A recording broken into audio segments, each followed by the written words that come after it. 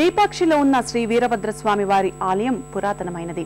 చక్కని శిల్పకళా సౌందర్యంతో అలరారుతున్న ఈ ఆలయాన్ని 15-16వ శతాబ్దం మధ్యకాలంలో అచ్యుతరాయలో పెనుగొండ సంస్థానంలో కోశాధికారిగా ఉన్న విరూపಣ್ణ కట్టించాడని ప్రతీతి.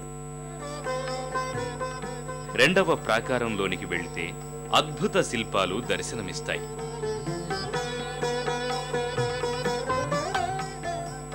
ఇందులో ముఖ్యంగా నాట్య మండపం, కళ్యాణ మండపాలు సాంప్రదాయ విజయనగర శిల్పకళా నైపుణ్యాన్ని చాటుతాయి.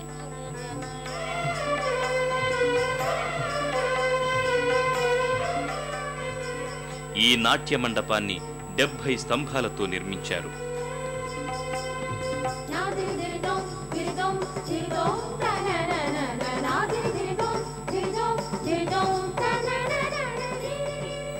మండపం మధ్యన గల 12 స్తంభాల మీద రంభ నాట్యం చేస్తుండగా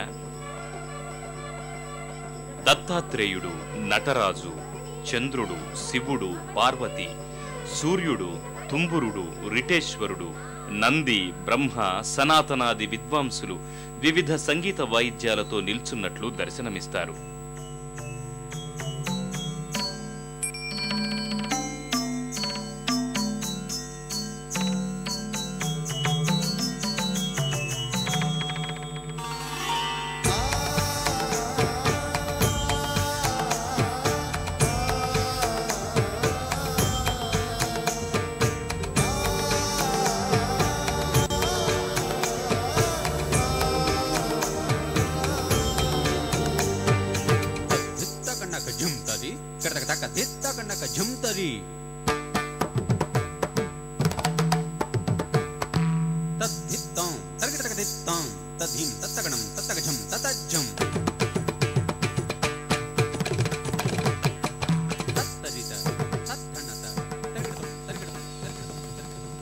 మండపం మధ్య పైకప్పులో 12 రాళ్లతో 100 రేకుల పద్మాన్ని చెక్కారు. దీనినే శతపత్ర కమలం అని పిలుస్తారు. అలాగే నాట్య మండపంలోని పైకప్పులు మొత్తం వర్ణ చిత్రాలతో నిండి ఉన్నాయి. చిత్రాల్లో చోళరాజుల నాటి నీతి కథలు, భూకైలాస్ తదితరాల కథా చిత్రాలను ఆనాటి చిత్రకారులు రసరమ్యంగా మలిచారు.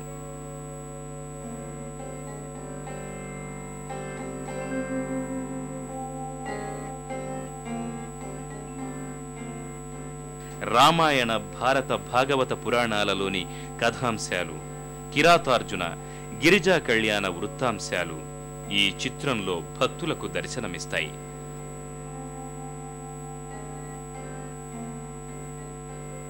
ఈ మండపం ఈశాన్య మూలలో అంతరిక్ష స్తంభం దర్శనమిస్తుంది.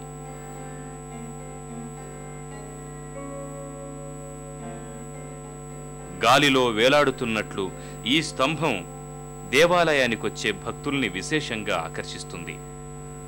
వేలాడే స్తంభంగా పేరుగాంచిన ఈ స్తంభం మండపంలోని మిగతా స్తంభాలకు భిన్నంగా నేలను తాకకుండా అమర్చడం శిల్పుల కళా నైపుణ్యానికి నిదర్శనంగా చెబుతారు.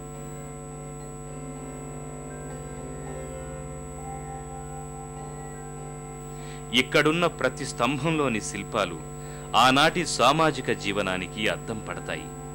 ఇందులో శివపార్వతుల కళ్యాణం, కళ్యాణానికి విచ్చేసిన దేవగణం, ఋషుల ప్రతిమలను స్తంభాలపై చెక్కిన తీరు సజీవంగా ఉంటుంది.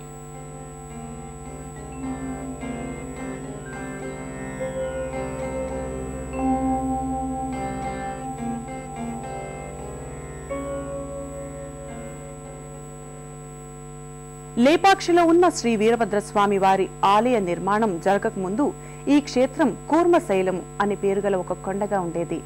తాబేలు కొండగా ప్రసిద్ధికెక్కిన ఈ కొండ మీదే విరూపಣ್ణ తన కులదైవమైన శ్రీ వీరభద్రస్వామి వారి ఆలయాన్ని పెనుకొండ ప్రభువుల ధనంతో కట్టించాడని చారిత్రక ఆధారాల ద్వారా అవగతమవుతోంది. కళ్యాణ మండపం ముందు భాగంలో దేవ రాజ ఋషులు కళ్యాణానికి ఆహ్వానిస్తున్న తీరు ఎంతగానో ఆకట్టుకుంటుంది. కళ్యాణ మండపంలో పడమటి దిశగా 36 స్తంభాల్లో దాదాపు 144 డిజైన్లు చెక్కబడ్డాయి. దీనినే లతా మండపం అని పిలవడం జరుగుతోంది. ఈ డిజైన్లను నేటికి ధర్మవరం పట్టుచీరల తయారీకి ఉపయోగించడం వల్ల ఇవి లేపాక్షి డిజైన్లుగా ఎంతో ప్రాచుర్యాన్ని పొందాయి.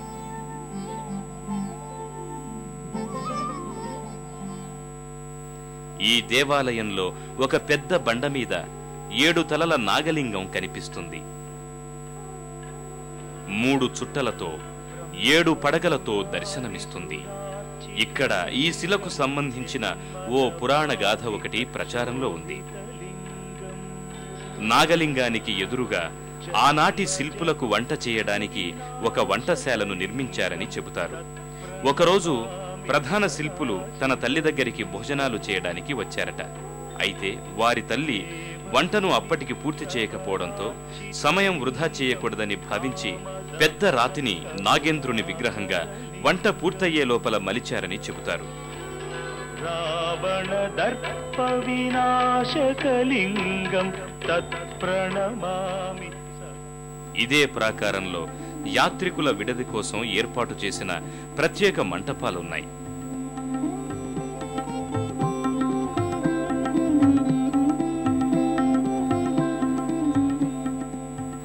ఈ మండపం సమీపంలోనే ఆలయ నిర్మాణకర్త విరూపణ్ణ తన 2 కళ్లను పెకిలించి గోడపై వేసిన దృశ్యం దర్శనమిస్తుంది.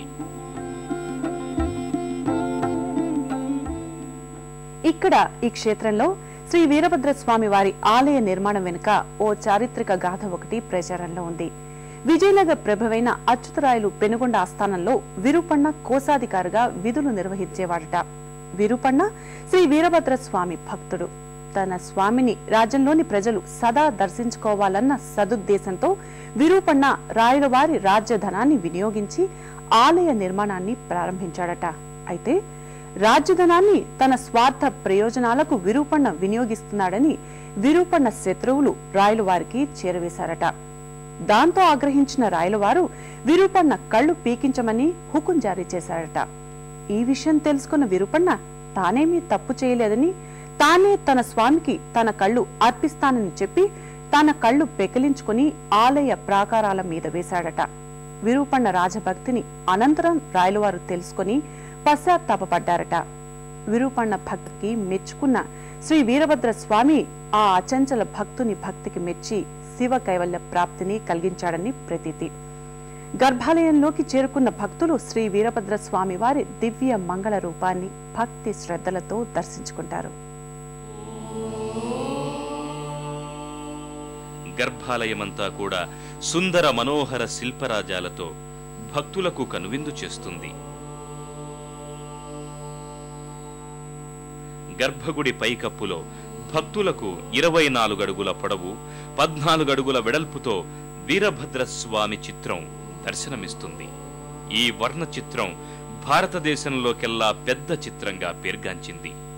ఈ చిత్రంలో విరూపణ్ణ అతని భార్యాపుత్రులు స్వామిని సేవిస్తున్నట్టు దర్శనమిస్తారు. అత్యంత మనోహరంగా కనిపించే ఈ చిత్రం ఇప్పటికీ చెక్కు చెదరకపోవడం ఆనాటి చిత్రకారుల పనితనాన్ని అవగతం చేస్తుంది.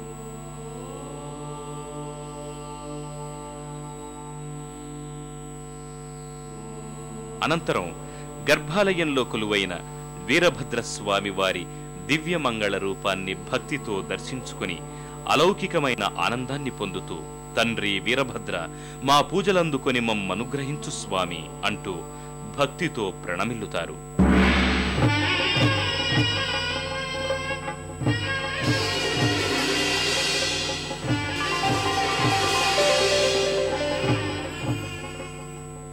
గర్భాలయంలో శ్రీ వీరభద్ర స్వామిని దర్శించుకున్న భక్తులు అనంతరం ఇదే ఆలయంలో ఉన్న ఇతర దేవీ దేవతలను కూడా భక్తితో దర్శించుకుని తరిస్తారు.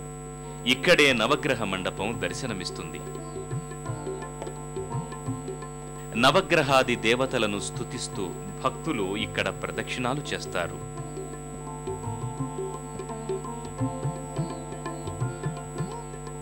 వాయవ్య దిశలో దుర్గాదేవి మనోహరమైన మూర్తి నయనానందకరంగా దర్శనమిస్తుంది.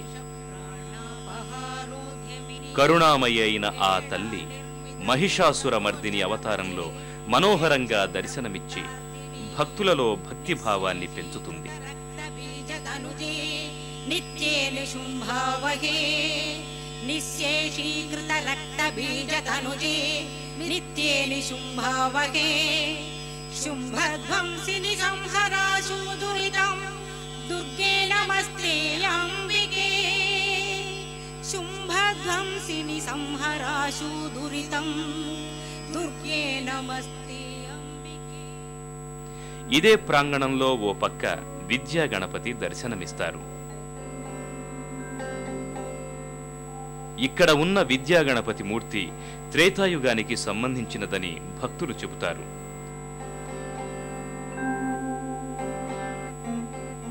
ఈ మందిరానికి సమీపంలో భక్తులకు పాపనాశేశ్వరుడు దర్శనమిస్తాడు. ఈ స్వామి దర్శనం సర్వ పాపాలను హరింపచేస్తుందని భక్తుల నమ్మిక. పాపనాశేశ్వరుని ఎదురుగా రఘునాథ స్వామి వారు కనిపిస్తారు. అలాగే ఇదే ఆలయ ప్రాంగణంలో పార్వతీదేవి, భద్రకాళి అమ్మవార్లు కూడా భక్తులకు ఆయురారోగ్య ఐశ్వర్యాలను ప్రసాదిస్తారని ప్రగాఢంగా నమ్ముతారు. ఆలయంలో ఓ పక్క రామలింగం దర్శనమిస్తుంది. జటాయువుకు శివ కైవల్య ప్రాప్తి లభించడానికి శ్రీరాముడు ఇక్కడ ఓ లింగాన్ని ప్రతిష్ఠించాడని, అదే రామలింగంగా ప్రసిద్ధి నొందిందని చెబుతారు.